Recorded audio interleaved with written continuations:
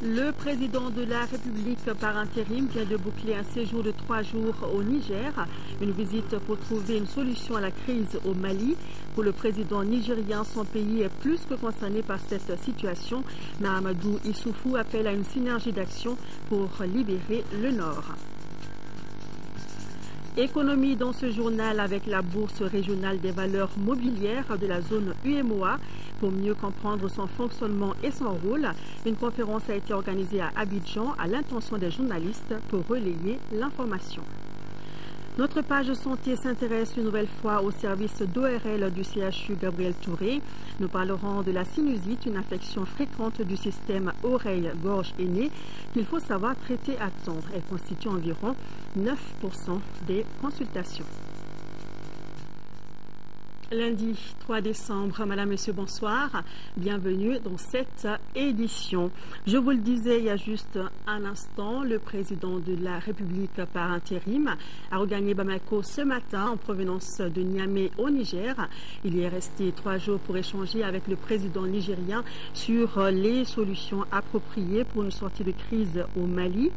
À son arrivée à Bamako, il a été accueilli par le ministre de l'Économie, des Finances et du Budget, assurant l'intérim du Premier ministre, entre autres personnalités. Au Niger, le professeur Diankouna Traoré a eu une séance de travail avec les autorités nigériennes, entre autres activités.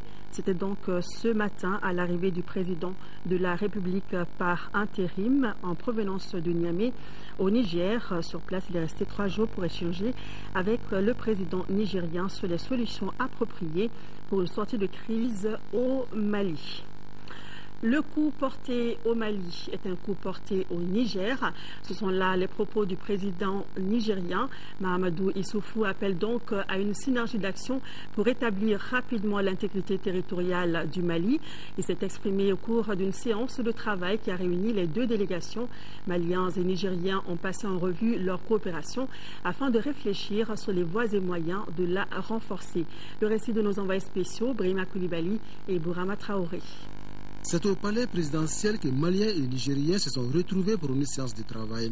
Les 2 délégations ont passé en revue les relations bilatérales. Mais la situation au nord du Mali a dominé les débats. Une question sur laquelle les 2 pays ont une convergence de vues. Le coup porté au Mali est un coup porté au Niger et à l'ensemble de notre sous-région dont les peuples n'aspirent qu'à la stabilité, à la paix et au développement.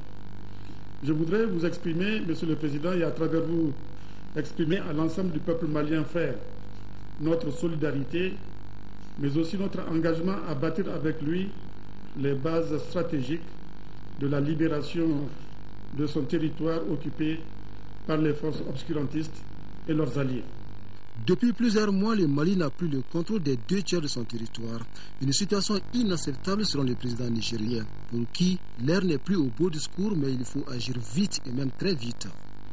Le temps des hésitations stériles doit laisser la place à celui de l'engagement et de l'action solidaire, car rien, absolument rien, ne saurait justifier les atermoiements de la communauté internationale qui ne feront que conforter les occupants illégaux du Nord Mali à poursuivre leur forfaiture.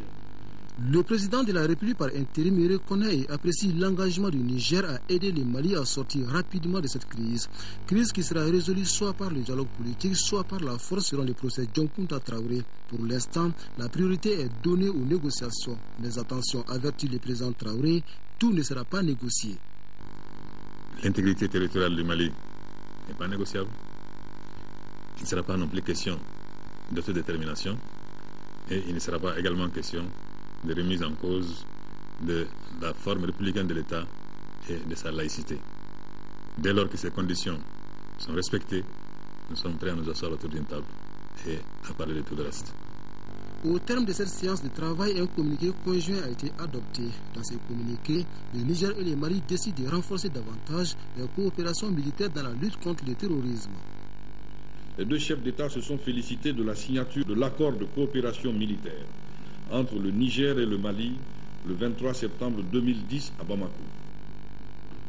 Ils ont instruit les 2 ministres chargés des Affaires étrangères d'engager sans délai la procédure de ratification du dit accord en vue de permettre opportunément sa mise en œuvre. Les 2 chefs d'État ont également exprimé leur attachement au principe d'un dialogue sincère pour parvenir à un règlement durable des différends. Ils réitèrent également leur détermination à œuvrer pour la stabilité dans cette partie du continent afin de permettre aux pays de la sous-région de consacrer leurs ressources au développement. Après la séance de travail, les 2 chefs de l'État se sont prêtés aux questions des journalistes. Les confrères se sont surtout intéressés à la date d'intervention militaire dans le nord du Mali. Septembre 2013 selon certaines informations. Ce n'est pas l'avis du président Dioncounda Traoré. Ceux qui l'ont affirmé, peut-être par méconnaissance des réalités du terrain, mais il est évident que ni le Mali, ni les amis et les frères du Mali n'attendront le mois de septembre pour régler cette question.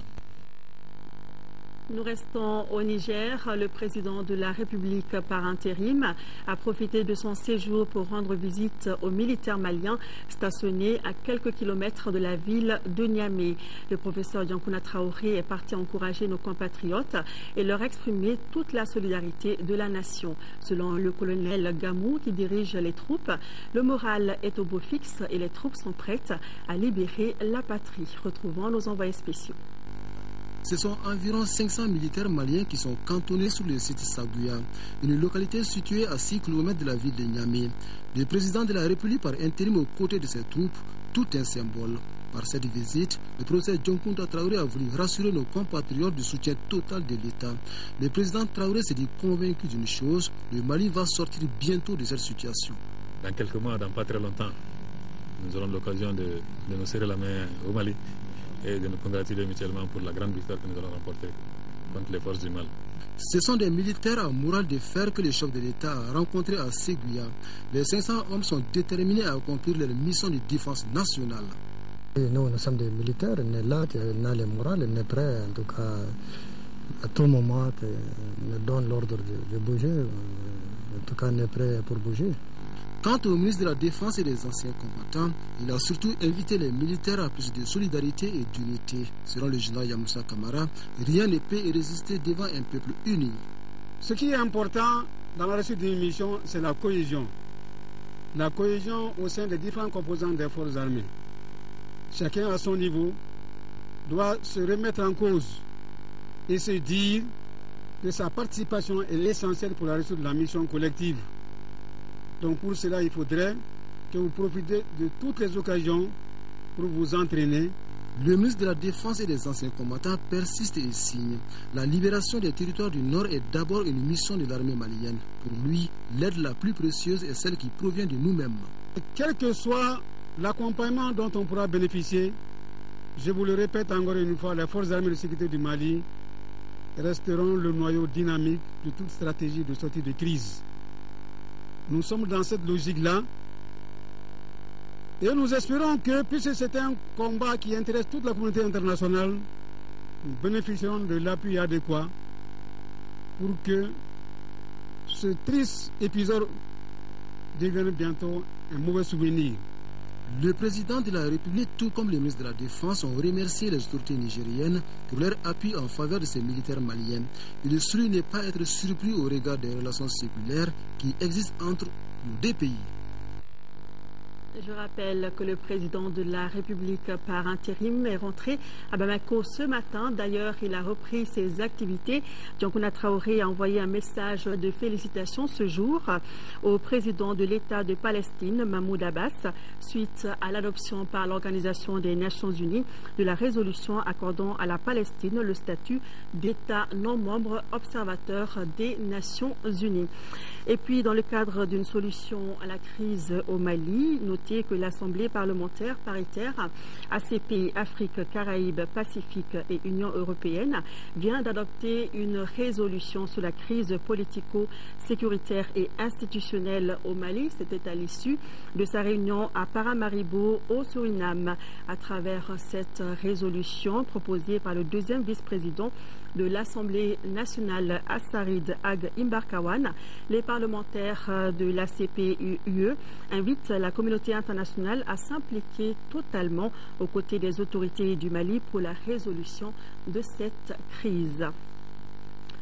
Parlons à présent de la plénière au Haut Conseil des collectivités. Les conseillers nationaux ont examiné et adopté les projets de loi qui leur ont été soumis par le gouvernement pour avis. Il s'agit du projet de loi portant création du centre de formation des collectivités et celui portant création de l'inspection de l'environnement et de l'assainissement, entre autres. Les détails de la journée de travail avec Modibo Mariko. Le centre de formation de collectivités territoriales CFCT, dans sa conception initiale, devait assurer la formation et le perfectionnement des élus des collectivités, mais aussi les catégories A, B, C des contractuels et fonctionnaires territoriaux. La création de la nouvelle École nationale d'administration assurant la formation aussi de ces mêmes catégories, le CFCT était du coup amputé d'une partie de son objet. Un recadrage était alors nécessaire. Avec le nouveau projet de loi, le CFCT va s'occuper désormais de toutes les catégories de collectivités en laissant les fonctionnaires de l'État à l'ENA. Les conseillers ont toutefois souhaité un rapport de collaboration entre les CFCT et l'ENA. Des structures dont les groupes cibles respectifs entretiennent forcément des relations fonctionnelles sur le terrain. L'inspection de l'environnement et de l'assainissement, objet du second projet de loi examiné par les conseillers nationaux, sera créée pour permettre aux structures chargées de l'application de la politique du gouvernement sur le terrain d'être performants en se soumettant aux contrôles et aux propositions. Les représentants des collectivités qui bénéficieront aussi de son appui conseil pour cela ont fait des observations sur les points concernant les localités abritant les sociétés minières. Ces projets de loi ainsi que d'autres comme le rapport sur la politique de développement de la nutrition, le projet village du millénaire pour le développement qui a pour site la zone office du Niger ont été examinés. Après 5 heures de débats parfois houlés, tous les documents enrichis de recommandations ont été adoptés à l'unanimité des conseillers présents.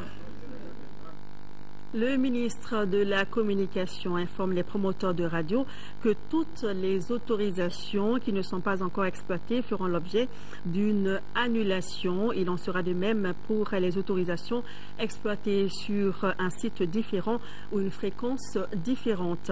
L'autorité malienne de régulation des télécommunications TIC et des postes est habilitée à procéder à la confiscation des équipements d'émission de toute radio qui opérerait sans autorisation ou continuerait d'émettre après le retrait de son autorisation.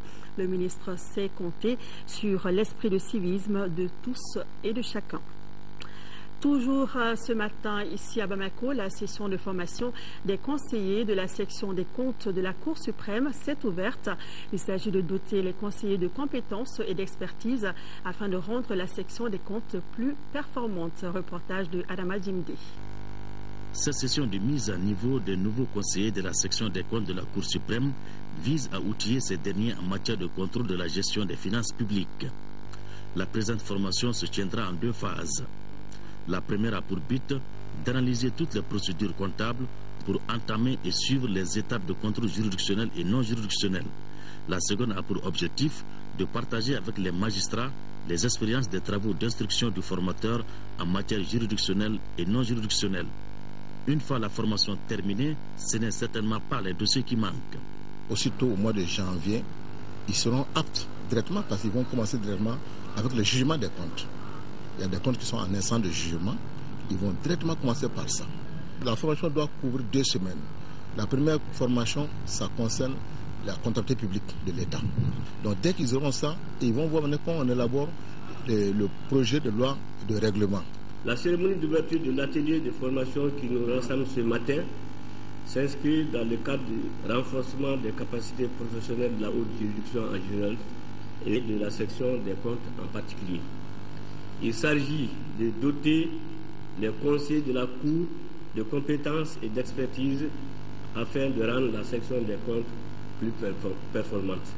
Pour les conseillers qui viennent d'horizons divers, cette session devra leur permettre d'acquérir des procédures rigoureuses dans la vérification des comptes. Le séminaire sous-régional des secrétaires, assistants et attachés de direction a débuté ce matin, organisé par l'association. Ce séminaire réunit des secrétaires venus de la Guinée-Conakry, du Burkina Faso, du Niger et du Mali.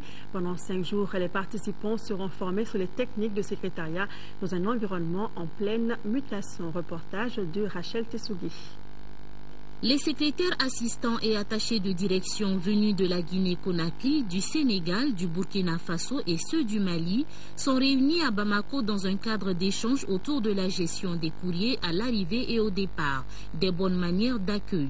Ils pourront également renforcer leurs capacités en pratique rédactionnelle et consolider les techniques d'expression. Le poste de secrétaire est et demeure la vitrine de nos administrations. Il revient alors de doter les secrétaires d'outils les permettant d'assurer leurs fonctions avec les compétences requises afin de corriger les insuffisances et les lacunes qui sont souvent constatées chez certains de nos membres. Le gouvernement attache du prix au renforcement des capacités des secrétaires, car ils sont les vitrines de nos administrations. Vous êtes la vitrine de l'administration. Les usagers de l'administration s'adressent d'abord à vous. Et du premier contact, soit physique. Quand vous les accueillez mal, le jugement est définitif. Les participants lancent un vibrant appel aux entreprises, aux gouvernements de nos différents pays, afin qu'un fonds soit consacré à la formation de pointe des secrétaires, assistants et attachés de direction. La cérémonie s'est achevée sur une animation musicale de l'ensemble instrumental du Mali. Voilà, les participants viennent bien de la Guinée-Conakry, du Burkina Faso, du Sénégal et du Mali. Vous le savez, le commerce et le transport interurbain étaient paralysés ce matin dans le district de Bamako pour cause de grève des transporteurs et commerçants. Pourtant, tous les commerçants n'ont pas observé cette grève et le président du collège transitoire de la Chambre de commerce et d'industrie du Mali affirme que presque tous les magasins et autres boutiques ont bel et bien ouvert aujourd'hui. Mamadou Konaté qui invite tous les commerçants à vaquer normalement à leurs occupations. Il est interrogé par Mohamed Diarra. Il y a deux précisions détails à donner à cette situation, dans cette situation. Premièrement, il y a eu une grève aujourd'hui des transporteurs urbains qui n'a rien à voir avec le projet de grève de certains commerçants ressortissants de la Chambre de commerce. Deuxième précision, c'est un groupe de commerçants détaillants qui n'est pas d'avis que les autorités puissent mettre en place une autorité transitoire à la Chambre de commerce qui a voulu profiter de la grève des transporteurs pour s'y greffer, pour se donner l'importance, l'impact qu'ils n'ont réellement pas. La troisième que je vais dire et qui est réellement un message, c'est qu'aujourd'hui, tous les marchés ont ouvert sur tous les territoires maliens et continueront à le faire demain et jour suivant. Et je vais inviter ici tous les opérateurs économiques, petits, grands, à œuvrer normalement à leurs activités et que le secteur du commerce n'est nullement concerné par la grève. Le collège transitoire fonctionne à merveille, il n'y a pas de problème. Nous n'avons aucun problème de fonctionnement. Depuis que nous sommes en place, après la passation, nous étions en train de prendre connaissance des dossiers, nous en imprégner pour en déduire un programme d'activité qui va se déployer justement à partir de cette semaine. Les Bamakois ont donc été perturbés par cette grève des transporteurs et de quelques commerçants. Pour en savoir plus, notre équipe de reportage dirigée par Agibou Koulibaly s'est rendue cet après-midi sur le terrain, suivant son reportage. Organiser des élections libres et transparentes afin d'élire un président à la tête de la Chambre de commerce et d'industrie du Mali ou reconduire l'ancien bureau, telles sont entre autres les revendications de la coordination nationale des associations et groupements des commerçants détaillants du Mali. Pour la grève de ce matin de certains commerçants détaillants, couplée à celle des transporteurs routiers, quelles en sont les raisons? Tous les commerçants sont travaillés, sauf une petite minorité, pour moi qui ne sont pas de commerçants. Un commerçant qui ne dispose pas d'une boutique, qui n'a pas une place à vendre. Pour moi, cet argent n'est pas un commerçant. Je ne veux pas qu'on grève sans cause. On ne peut pas gréver sans cause. Il faut une cause pour gréver. Si les commerçants ont des problèmes, ça nous concerne tout le monde. Mais ça ne veut pas dire que si un individu ou bien une autre personne qui regroupe les gens, on veut aller à la grève, c'est pas comme ça. Il faut sensibiliser toutes les personnes pour que tout le monde soit au courant. Vraiment, on veut gréver telle situation, de telle cause. Vraiment, on peut vraiment savoir que vraiment c'est la cause. Mais si, comme ça, là, nous, on est vraiment déçus. Au passage de notre équipe de reportage, au grand marché, le constat est que toutes les boutiques étaient ouvertes. Mais les Sotraman et les taxis n'étaient pas toujours en circulation, comme c'était le cas le matin à travers la ville de Bamako. La plupart des gens qui ont demandé à faire la grève sont des gens qui suivent d'autres personnes et qui sont en train de politiser le commerce. Et on veut qu'ils ouvrent les yeux, de voir l'intérêt de tout un peuple, de ne pas sacrifier le peuple à pour quelqu'un. Selon certains commerçants de la place, la corporation a des personnes qui ne veulent que du malheur de notre Mali. Un Mali qui a pourtant besoin de ses dignes fils afin de relever l'énorme défi qu'est la libération du nord du Mali. Et je rappelle que le président du collège transitoire de la Chambre de commerce et d'industrie a invité tous les commerçants à vaquer normalement à leurs occupations. Le syndicat national des commerçants du Mali, de son côté, a animé une conférence de presse cet après-midi pour éclairer la lanterne des journalistes sur les raisons de la mise en place d'un collège transitoire chargé de diriger la Chambre de commerce et d'industrie du Mali. Par la même occasion, le SINACODEM invite ses adhérents à ne pas observer la grève de 48 heures initiée par certains commerçants de la place. Le reportage est de Daouda Sidiki Diara. Pour cette conférence du syndicat national des commerçants détaillants du Mali, SINACODEM, deux sujets étaient à l'ordre du jour. Il s'agit de la mise en place du collège transitoire et l'opération Ville Morte, initiée par certains commerçants détaillants. Ceux-ci ont décidé d'aller en grève pour 48 heures. Après avoir donné des informations sur les raisons qui ont prévalu à la mise en place du collège transitoire pour diriger la Chambre de commerce et d'industrie du Mali, avant les élections, le SINACODEM dit ne pas être concerné par cette grève de 48 heures. Nous avons jugé que pour faire gréver les commerçants détaillants, il faut qu'il y ait un problème. Donc, vu qu'il n'y a pas un problème, c'est un problème de personnes, donc un problème de place. Donc, ce qui fait que nous avons voulu informer tous nos militants, tous nos adhérents, comme quoi la grève qui vient d'être décidée par une partie des commerçants détaillants, que ça ne nous engage pas du tout. Notre souhait, tous ceux qui font le commerce, tous ceux qui achètent et revendent là, nous allons attendre la main et pour qu'on puisse faire au moins notre commerce convenablement, sans dérangement. Le président du SINACODEM a appelé ses militants à plus de vigilance et les a invités à respecter les consignes données, c'est-à-dire ne pas observer la grève. Allons à présent en Côte d'Ivoire pour parler économie avec la Bourse régionale des valeurs mobilières. Bien que créée depuis 1996, la bourse reste peu connue du grand public. Pour mieux la faire connaître, les responsables ont initié une conférence de presse avec les journalistes des pays de l'UEMOA au siège de l'institution à Abidjan. Conférence qui a vu la participation de plusieurs acteurs du secteur des finances. Sira Batili, notre envoyé spécial, nous parle de la BRVM. La Bourse régionale des valeurs mobilières est une institution financière composée de sociétés anonymes et chargée de l'organisation du marché boursier. Entendez par marché boursier un espace où se négocient les actions et les obligations. Les missions de la BRVM se résument donc à la diffusion de l'information boursière et à la gestion du fonds de garantie du marché. Le capital de la BRVM est majoritairement détenu par les opérateurs commerciaux de l'espace UEMOA. Nous avions démarré avec 35 sociétés que nous avions récupérées de l'ancienne Bourse des valeurs d'Abidjan. Au cours des 14-15 dernières années, nous avions accueilli 11 nouvelles sociétés à la BRVM. Nous en sommes à 37, tout simplement parce qu'il y a eu 9 opérations capitalistiques en termes de fusion, acquisition et de radiation. Donc nous sommes aujourd'hui à une progression nette de 2 nouvelles sociétés à la cote. La bourse a connu des fluctuations dues essentiellement à la crise sociopolitique en Côte d'Ivoire, siège de l'institution. Et selon le directeur, tout est rentré dans l'ordre. Ainsi, d'1 milliard de francs CFA en 1998, la capitalisation des actions est passée à plus de 3 milliards 500 millions de francs CFA en 2012. La BRVM se positionne ainsi au 13e rang des bourses africaines. Une progression qui doit motiver de nouvelles orientations et actions stratégiques pour le développement.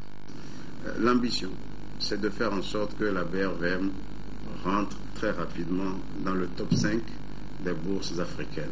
Très rapidement, horizon 2020, évidemment. Pour y arriver, il faut que nous puissions faciliter l'accès à notre marché pour les entreprises de façon générale et particulièrement pour les entreprises PME-PMI et entreprises à fort potentiel de croissance. Pour les journalistes des pays membres de l'UEMOA, il va falloir accentuer la communication avec des termes plus simples et accessibles aux citoyens moyens. Préoccupation notée au niveau de la BRVM qui prévoit d'ailleurs le lancement du projet SMS Bourse, ce qui permettra aux sociétés cotées d'avoir en temps réel les informations boursières nécessaires. Retour au Mali, actualité régionale avec la passation de commandement à Banakoro, c'est dans la région de Ségou. Le nouveau directeur des sous-officiers de Banakoro, le chef de bataillon Didier Dombélé, a pris service au cours d'une cérémonie organisée à cet effet. La cérémonie qui s'est déroulée aujourd'hui même au camp de Banakoro a regroupé les autorités militaires et les notables. Le nouveau commandant donc à Banakoro, c'est le chef de bataillon Didier Dombélé qui a donc pris ses fonctions aujourd'hui même.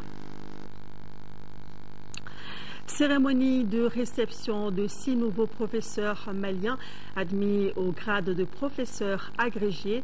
Ils ont passé avec brio les différentes épreuves du 16e concours du Conseil africain et malgache pour l'enseignement supérieur qui s'est tenu à Libreville au Gabon du 5 au 13 novembre dernier. La cérémonie s'est déroulée le week-end dernier sous la présidence du ministre de la Santé qui avait à son côté son collègue de l'éducation. Le reportage est de Garibou Pérou. Le Mali a présenté 6 candidats et a fait 100% des réussites. C'est le résultat du concours d'agrégation en médecine humaine, pharmacie, odontostomatologie du Conseil africain et malgache pour l'enseignement supérieur CAMES 16e édition. La voie est désormais libre pour les 6 professeurs agrégés aptes à dispenser des cours dans les universités des pays membres du CAMES puisqu'ils ont une nomination internationale. Nous respectons la nomination nationale par la voie de la CNLA, mais nous encourageons aussi et surtout la voie du CAMES pour la culture de l'excellence. Vous venez d'honorer notre pays. À présent, vous devez insister sur les fondements cardinaux de la réussite qui sont entre autres la curiosité, l'abnégation, la persévérance, le courage et la probité. Ainsi, ces 6 nouveaux professeurs agrégés, dont une femme, viendront avec l'expertise pédagogique renforcer les facultés de médecine, d'odontostomatologie et de pharmacie de l'Université des sciences et techniques de Bamako. Rencontre d'informations sur l'exploitation des nouveaux sites miniers dans le cercle de Yanfolila, une initiative de la société minière Goldfields pour échanger avec les participants sur les stratégies de mise en œuvre du projet. Reportage de Timoko Konati. Bientôt, un nouveau site d'orpaillage dans le cercle de Yanfolila à l'initiative de la société aurifère Goldfields. En prélude au démarrage des activités, les responsables de la société et ceux des services techniques sont réunis pour discuter des stratégies de mise en œuvre correcte de ces projets. Cette rencontre examine les impacts négatifs sur la population concernée et ceux environnementaux en vue de faire des propositions d'atténuation de ces effets néfastes. Comme impact négatif, il y a des produits chimiques qui vont être utilisés. Il y a un impact sur l'occupation des sols.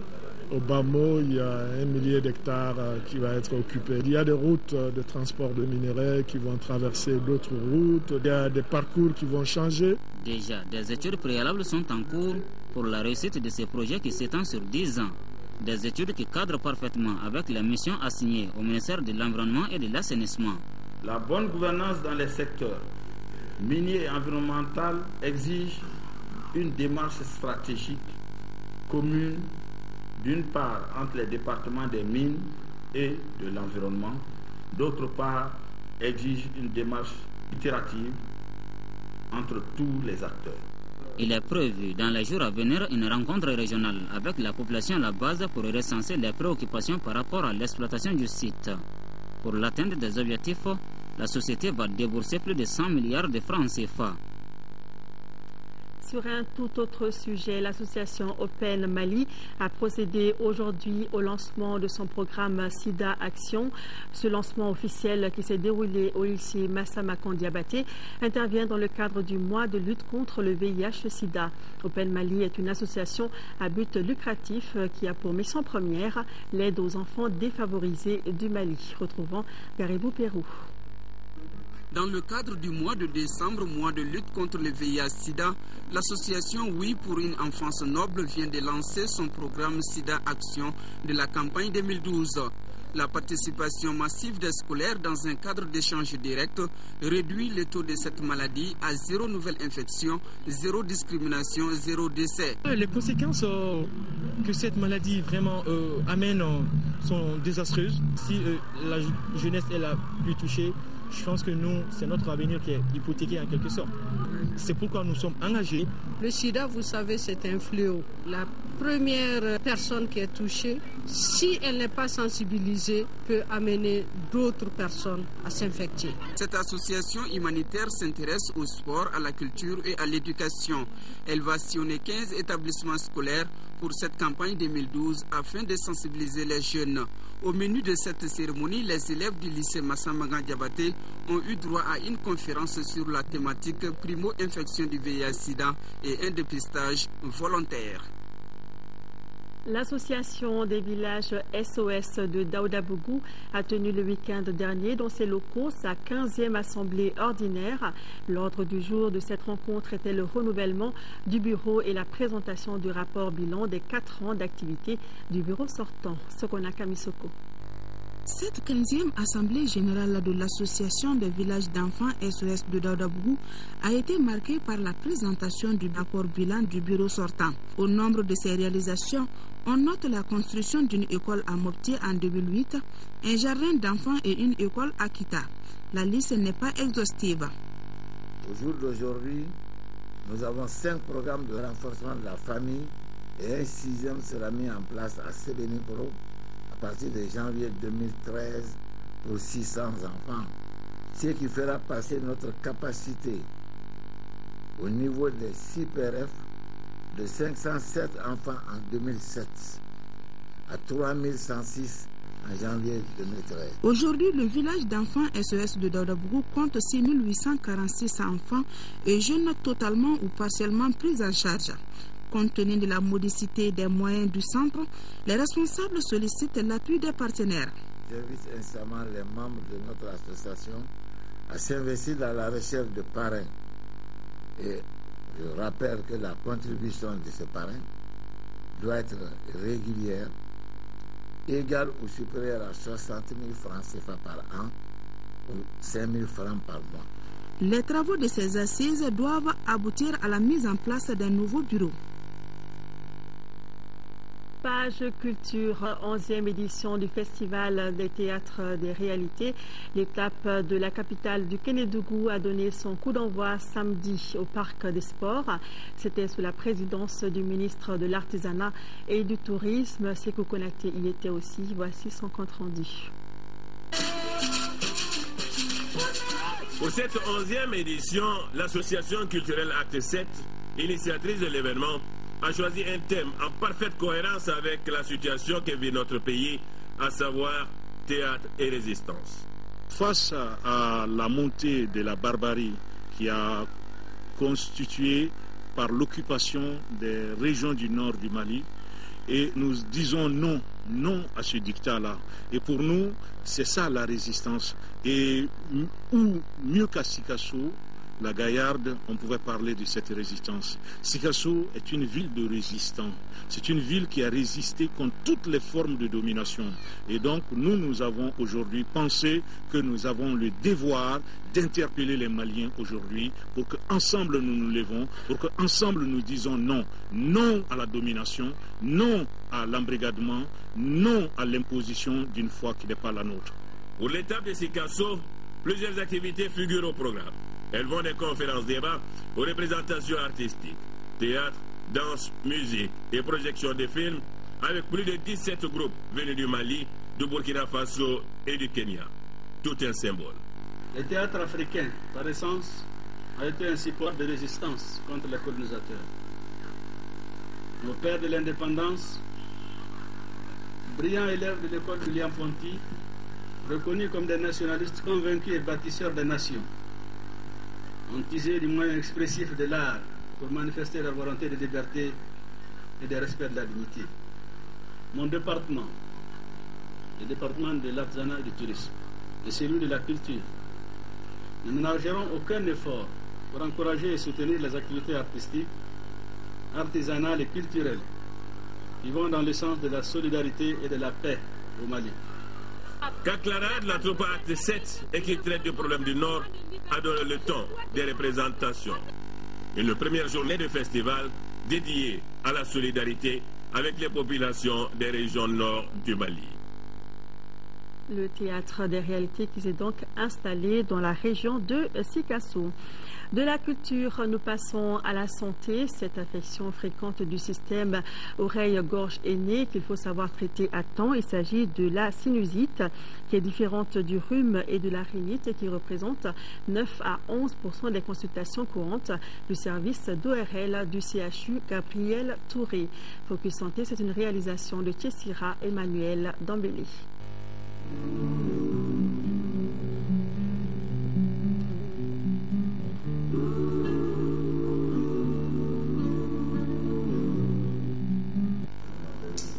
La sinusite, comme son nom l'indique, désigne l'inflammation des muqueuses qui recouvrent l'intérieur des sinus. Les sinus, eux, sont les cavités remplies d'air présentes dans les différents os du visage.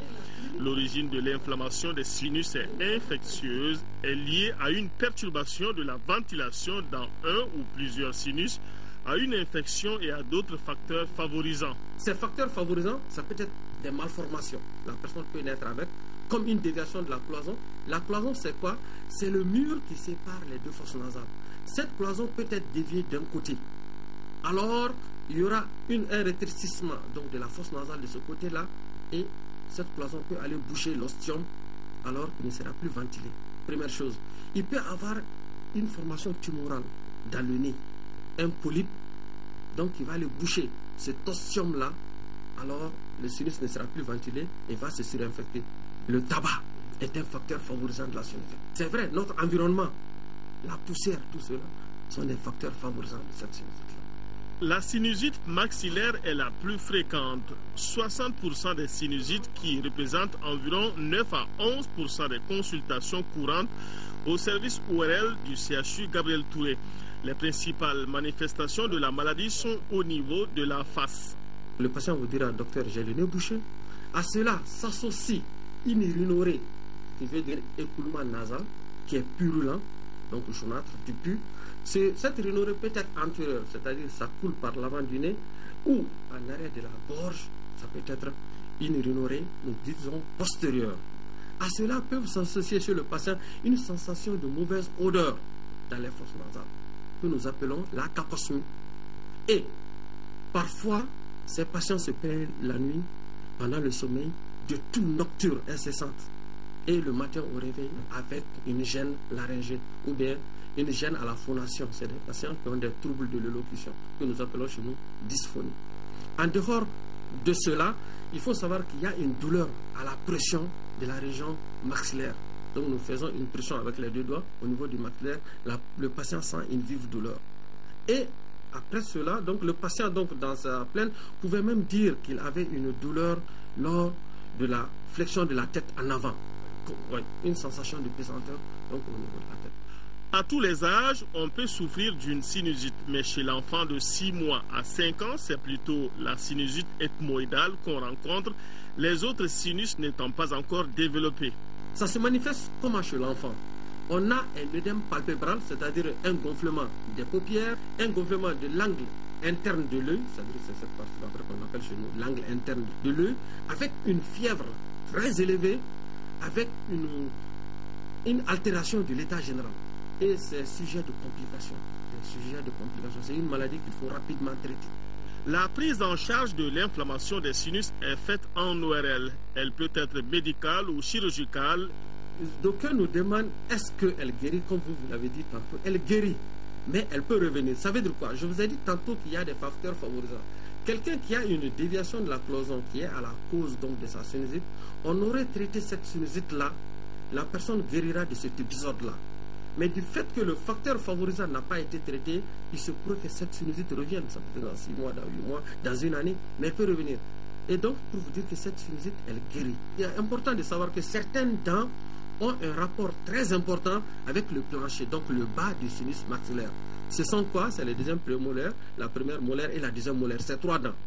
Toute carie développée à ce niveau non traité peut par contiguïté, si j'ose dire, par voisinage, entraîner une sinusite. Alors, comme je l'ai dit tantôt, est-ce qu'on en guérit? On traite la sinusite tant que la personne n'aurait pas traité sa carie. Alors, la sinusite reviendra. Un échec ou un retard dans la prise de décision peut coûter cher. On peut avoir les complications à type de méningite, donc d'abcès du cerveau. Le pus, il y aura une collection purulente donc dans le cerveau. Il peut avoir du pus qu'il a se localiser à côté de l'œil et bloquer là-bas le nerf optique, aller jusqu'à la cécité. La personne ne verra pas perdre de l'œil. Certaines mesures permettent de réduire le risque de contracter la maladie une première fois ou de nouveau, comme se laver les mains au savon, ne pas s'exposer à tout ce qui provoque une allergie, éviter de fumer ou de s'exposer à la fumée du tabac qui irrite les sinus, de même que éviter l'accoutumance aux décongestionnants sous forme de vaporisateurs nasaux.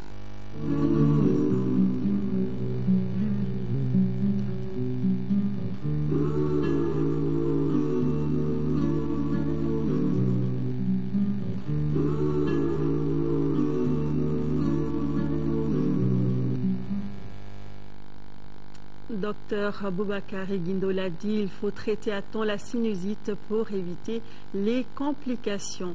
Sur ce, s'achève ce journal. Merci de l'avoir suivi. Tout à l'heure, le journal d'information avec Sira Bakili. Demain, dans les éditions de la mi-journée, retrouvez Aïssata Ibrahim Maïga. Quant à moi, je vous donne rendez-vous pour celle du soir. Merci à vous de rester de cœur et d'action avec nos compatriotes des régions du Nord vivant sous occupation et merci de ne pas les oublier. Bonsoir.